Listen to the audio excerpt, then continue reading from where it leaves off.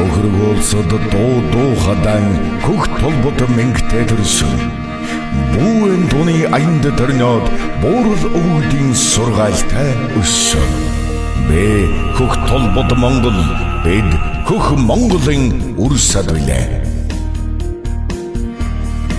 Чингэлтэй дүргийн ерөнхий боловсролын 5 дугаар сургуулийн хөгжмийн багш Монгол улсын соёлын тэргүүн ажилтан боловсролын тэргүүн ажилтан Сүрэн Жавын дэлгэр цэцэг. Миний их шиглэн цовруул 6 дахь цомог уран бүтээлийн тоглолт 2023 оны 6 дугаар сарын 1-нд 13 цагаас Улаанбаатар Паласын концертын их тангимд ганцхан удаа тоглоно. Тоглолтод Монголын уртын дууны холбооны уртын дуучид Марипоса бүжгийн сургалтын Марипоса 1 2 3 хамтлаг.